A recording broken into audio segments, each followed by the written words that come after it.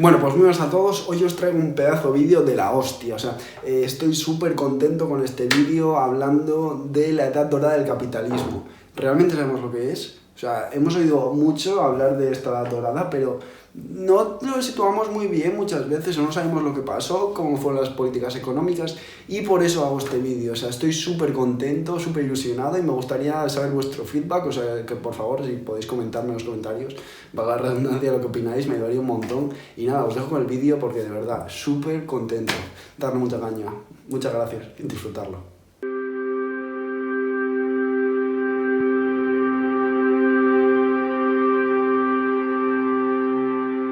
La edad dorada del capitalismo es un periodo que se comprende entre el final de la Segunda Guerra Mundial y la llegada de la primera crisis del petróleo.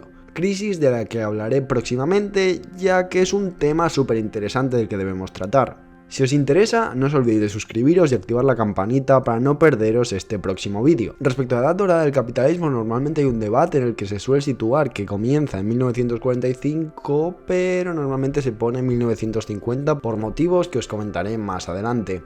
Para entender las políticas económicas aplicadas durante la posguerra, debemos poner un ojo como siempre hacia atrás en la historia, en este caso al periodo de entreguerras. La finalización de los felices años 20 con el crack del 29 dejó patente en la sociedad que la economía no se autorregulaba sola como afirmaban los clásicos y necesitaba cierta intervención del Estado para regular las ineficiencias del mercado. Ante esta situación toma un papel fundamental el conocidísimo economista John Maynard Keynes, o para los amigos Keynes, que sería el precursor de la escuela keynesiana, una de las escuelas con mayor influencia en el mundo económico. Siguiendo con esta línea, tras el crack del 29 se comenzó a aplicar políticas gubernamentales keynesianas para la recuperación, ya que no se veía un avance con la autorregulación que promulgaban los clásicos. En concreto, en Estados Unidos se aplicó el New Deal, con el que a través de las inversiones públicas en infraestructuras se pretendía incentivar la demanda y así volver a echar a andar la economía.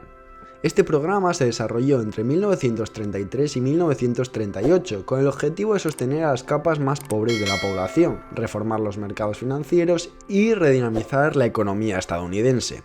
Comúnmente se distinguen dos New Deals. Un primero, marcado particularmente por los 100 años de Roosevelt en 1933, que se apuntaba a una mejoría de la situación a corto plazo. Se pueden encontrar leyes de la reforma de los bancos, programas de asistencia social urgente, programas de ayudas para el trabajo o incluso programas agrícolas. El gobierno realizó así inversiones importantes y permitió el acceso a recursos financieros a través de diversas agencias gubernamentales. Los resultados económicos fueron moderados, pero la situación mejoró. El segundo New Deal se extendió entre 1935 y 1938.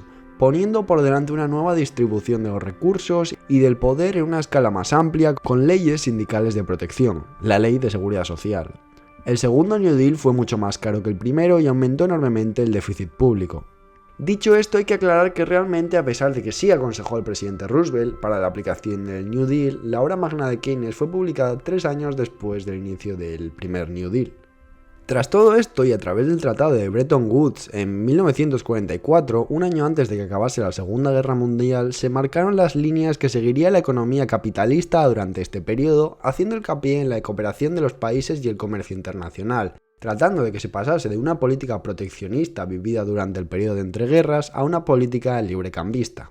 Este acuerdo fue guiado por la línea keynesiana. Ahora bien, pasando este año y tras haber acabado la mayor guerra de toda la humanidad, que se había saldado con la friolera de más de 60 millones de muertos, nos encontramos con una Europa destruida al completo, tanto moralmente como en términos físicos y económicos. Es por ello que, aprendiendo las lecciones de la Primera Guerra Mundial y a pesar de lo que quería la URSS, no se impuso ningún cargo extra a los países perdedores como sanción para compensar los costes de la guerra.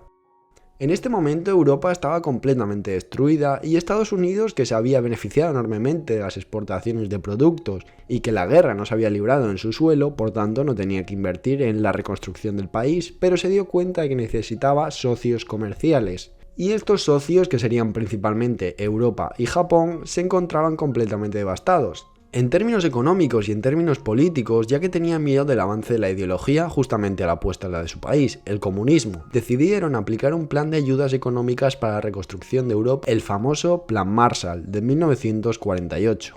Con la llegada de este plan se dividió definitivamente Europa, entre Europa occidental, la Europa capitalista, bajo la órbita de los Estados Unidos, y la Europa del Este, la comunista, bajo la órbita de la URSS. Aquí daría comienzo a lo que se llama la edad dorada del capitalismo, unas altísimas tasas de crecimiento económico y el enfrentamiento entre los dos grandes bloques que haría que el mundo se dividiese entre estas ideologías. Y por esto se puede decir que, como os he mencionado anteriormente, la edad dorada del capitalismo comienza en 1950, ya que es cuando comienza a verse los efectos del Plan Marshall en la economía occidental y japonesa. Una vez fijados todos estos antecedentes históricos, vamos a analizar la edad dorada del capitalismo. Para empezar, os quiero mostrar estas impresionantes tasas de crecimiento vividas durante esta época, que son simplemente impresionantes. Obviamente el crecimiento es mucho más rápido en los países destruidos por la guerra porque tienen mucho más que hacer, comparados con la economía estadounidense, que es la que menos crece durante la edad dorada del capitalismo. Aún así es importante mencionar que esto es en términos interanuales, es decir, por ejemplo Alemania en término medio estaba creciendo casi un 6% cada año respecto al año anterior, y ya no hablemos de Japón que crecía a tasas de hasta un 9,3%. Si os interesa este boom conocido como el milagro económico japonés, os recomiendo que veáis este vídeo del canal, ya que es sumamente interesante y explica todo en profundidad en el caso de Japón. Por supuesto, aquí también tenéis que la economía en términos per cápita, como podemos observar, sufre también un desarrollo impresionante. Por último, os quiero mostrar también unos datos que también considero de vital importancia, y es que la distribución de los sectores en la economía, en la que encontramos que el peso de la población empleada se traslada desde el inicio de la época de los 50 hasta el final, ya poniendo los 80 como referencia, como el sector más importante es el terciario, y como os comento siempre, una economía se puede saber cuánto de desarrollada es en función de la distribución de los sectores, siendo la fase en que la economía está más desarrollada cuanto más peso tenga el sector terciario. Durante esta época, las políticas aplicadas estaban más orientadas hacia el pleno empleo en vez de hacia los beneficios empresariales, en los que el principal objetivo era garantizar una estabilidad social para los trabajadores. En este escenario toma el papel fundamental la economía mixta, una política que cree capaz de mezclar los intereses del sector privado con los del Estado y los sindicatos. Se adoptaron medidas de reforma como la nacionalización de las industrias básicas, la creación de organismos planificadores y la participación obrera en las ganancias y en la dirección de las empresas. Los rasgos principales de esta nueva realidad fueron los derivados de la convergencia entre el mundo capitalista y el comunismo. Producción en gran escala, planificación e sustitución del mercado, regulación de la demanda por parte del Estado a través del control del precio y los salarios, y el papel preponderante de este en la provisión de fuerza de trabajo educada y entrenada. Asimismo, es importante que se mencione que se aplicaban políticas de redistribución de la renta, que sería el inicio de lo que hoy en día es conocido como la economía del bienestar. El crecimiento experimentado por la economía occidental se vincula con una modificación de los factores de producción de trabajo y capital. Los avances tecnológicos, la implementación de economías de escala y las mejoras de la organización empresarial aumentaron la productividad. El aumento de la oferta de trabajo se debió al crecimiento natural de la población y a los cambios en la tasa de la población activa, fruto de la incorporación masiva del trabajo femenino, por los movimientos internacionales de la población y por la atracción de trabajadores procedentes del sector agrícola.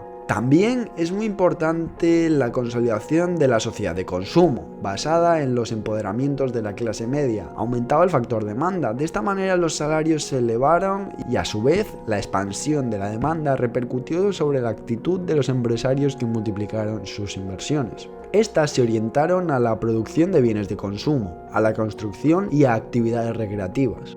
El Estado también cumplió un papel destacado al invertir en infraestructura y ayudar a las empresas mediante subsidios y créditos en condiciones favorables. La dinámica de la sociedad de consumo condujo a la conformación de una estructura empresarial dual. Por una parte, una profundización de la concentración oligopólica de empresas que respondían a la demanda general por el consumo masivo en crecimiento. Por otro, el desarrollo de empresas pequeñas orientadas hacia los servicios y hacia bienes que satisfacían los gustos pautados por la moda. De esto no debemos de olvidarnos que la cooperación e integración que vivió la economía occidental, que desde Bretton Woods se aplicaron continuamente rebajas entre los aranceles, se crearon distintos organismos como el GATT, Acuerdo General sobre los Aranceles Aduaneros y Comercio, también nació el Mercado Común Europeo, el Tratado de Libre Comercio entre Países Bajos, Bélgica y Luxemburgo, llamado Benelux, la Comisión Europea del Carbón y el Acero, o CECA, liderado por el eje franco-alemán, que todo esto acabaría desembocando en el largo plazo en la creación de la Unión Europea. También se crearon organismos como el Fondo Monetario Internacional y se puso que el dólar era la divisa internacional, respaldada bajo el patrón oro. Pero como todo lo bonito en algún momento tiene que acabar, y esto sería en 1973 con la primera crisis del petróleo, en el que la OPEP aplicó su poder de mercado para subir los precios del barril del petróleo por las nubes, junto con la incapacidad de Estados Unidos de mantener el patrón oro que estaba ahogando a su economía, la alta tasa de inflación que llevó a la caída del sistema de Bretton Woods, que finalizó con la denominada Edad Dorada del capitalismo.